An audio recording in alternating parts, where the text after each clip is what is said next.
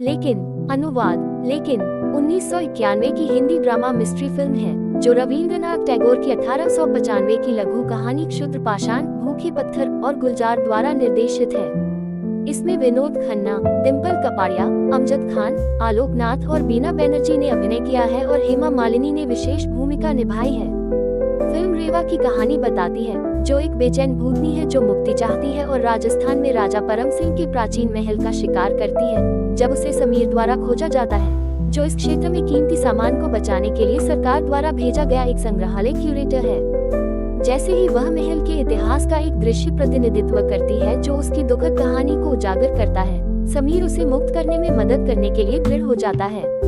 सरकारी अधिकारी समीर नियोगी को लंबे समय से दिवंगत महाराजा परम सिंह की परित्यक्त हवेली में मौजूद वस्तुओं का जायजा लेने के लिए राजस्थान भेजा जाता है। राजस्थान पहुंचने पर उसकी मुलाकात अपने पुराने दोस्त शफी से होती है, जो उस इलाके में कर संग्रह करता है और अपनी पत्नी शारदा के साथ रहता है। जसोर की अपनी यात्रा के दौरान समीर को कुछ ऐसे दृश्य दिखाई देने लगते हैं जो उसे लगता है कि किसी और समय और स्थान के दृश्य हो सकते हैं। ये दृश्य उसे रेवा नाम की एक खूबसूरत महिला द्वारा दिखाए जाते हैं जिससे उसकी मुलाकात होती है। जसोर में उसके प्रवास के दौरान वह बार बार आती और गायब होती रहती है। ये रहस्यमय दृश्य और गायब होना शुरू में समीर को झकझोर देता है, लेकिन इस क्षेत्र के एक विशेषज्ञ द्वारा आत्माओं के अस्तित्व का आश्वासन उसे रेवा और स्वयं के पीछे के सत्य का पता लगाने के लिए एक अज्ञात आंतरिक प्रेरणा देता है, साथ ही यह भी पता लगाने के लिए कि वह इस कहानी से क्यों जुड़ा है। अगली बार जब समीर रेवा से मिलता है तो वह उसे महल में प्राचीन काल की एक प्रेत कथा दिखाकर अपने अतीत में ले जाती है। उसके पुनर्निर्माण से उजागर हुई कहानी के अनुसार रेवा एक आत्मा है जो किसी काल में फंसी हुई है और अपनी खोई हुई बहन तारा से मिलने के लिए रेगिस्तान पार करने की कोशिश कर रही है। बड़ी बहन तारा एक रात महाराजा परमवीर के महल में गायन और नृत्य के प्रदर्शन के लिए आती है। महाराजा उस पर बुरी नजर डालते हैं और अपने आदमियों को आदेश देते हैं कि उसे उस रात महल से बाहर न जाने दे ताकि वह उसका बलात्कार कर सके। राजा के दरबार के संगीत उस्ताद मिराज अली, जो तारा और रेवा के संगीत गुरु भी हैं, राजा की योजना के बारे में जान जाते हैं।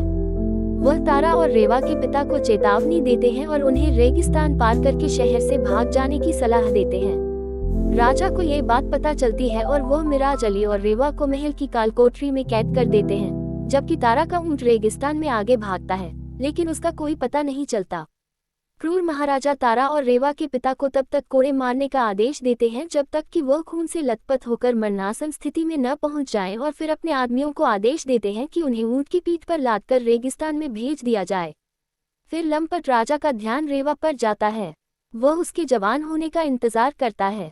रेवा 8 साल कैद में बिताती है और एक दिन राजा उसके साथ यौन संबंध बनाना चाहता है। उस्ताद मिराज अली, राजा के एक सेवक की मदद से रेवा को राजा से बचाने के लिए जेल से भागने की योजना बनाता है। हमें पता चलता है कि रेवा कृपालु राजा परम सिंह के चंगुल से बाल बाल बच निकली। उसके गुरु उस्ताद मिराज अली अपने एक परिचित मेहरू को कुरान की शपथ दिलाते हैं, जिससे रेवा को रेगिस्तान पार कराने में मदद मिलने की उम्मीद की जाती है। लेकिन रेगिस्तान पार करने की कोशिश में मेहरू को राजा के आदमियों द्वारा पकड़ लिया जाता है और कोड़ों की सजा देकर लगभग मृत अवस्था में उसके गांव ले जाया जाता है। रेवा एक भयंकर रेगिस्तानी रेत के तूफान में मारी जाती है। वह पल भर में जम जाती है। जैसे जैसे घटनाएं अंत की ओर बढ़ती हैं, हमें पता चलता है कि समीर मेहरू का पुनर्जन्म है और रेवा की बड़ी बहन तारा अपने ऊंट के आगे दौड़ने पर रेगिस्तान पार करने में सफल रही थी। तारा अब बड़ी हो गई है और उसकी एक बेटी है जिसका नाम उसकी मृत खोई हुई बहन रेवा के नाम पर रखा गया है। उस्ताद मिराज अली भी जीवित है और तारा के घर पर है, हालांकि वह बहुत बूढ़े हैं। जैसे ही समीर रेवा के बारे में खबर लेकर तारा के घर पहुंचता है, उस्ताद मिराज अली उसे मेहरू के रूप में पहचान लेते हैं और उसकी बाहों में दम तोड़ देते हैं। समीर को महल की कालकोठरी में राजा परम सिंह का एक कंकाल भी मिलता है। खोपड़ी में मौजूद 2 सोने के दांत इस कंकाल की पहचान राजा परम सिंह के रूप में स्थापित करने में मदद करते हैं। यह एक रहस्य बना हुआ है कि राजा परम सिंह की महल की कालकोठरी में मृत्यु कैसे हुई और उस्ताद मिराज अली कैसे बच निकले।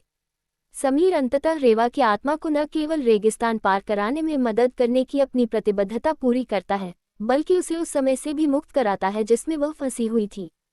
भारतीय गायिका लता मंगेशकर द्वारा निर्मित और हृदयनाथ मंगेशकर और बाल फुले द्वारा सह निर्मित इस फिल्म को सिनेमाघरों में रिलीज होने में 4 साल लगे। इसे सकारात्मक समीक्षा मिली। जिसमें डिम्पल कपाड़िया के अभिनय की विशेष प्रशंसा की गई।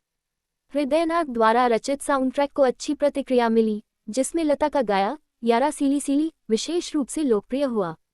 38वें राष्ट्रीय फिल्म पुरस्कारों में फिल्म ने 5 पुरस्कार जीते, जो उस वर्ष का एक रिकॉर्ड था, जिसमें हृदयनाथ के लिए सर्वश्रेष्ठ संगीत निर्देशन, लता के लिए सर्वश्रेष्ठ महिला पार्श्व गायिका और गुलजार के लिए सर्वश्रेष्ठ गीतकार शामिल थे। 37वें फिल्मफेयर पुरस्कारों में फिल्म ने सर्वश्रेष्ठ गीतकार का पुरस्कार जीता।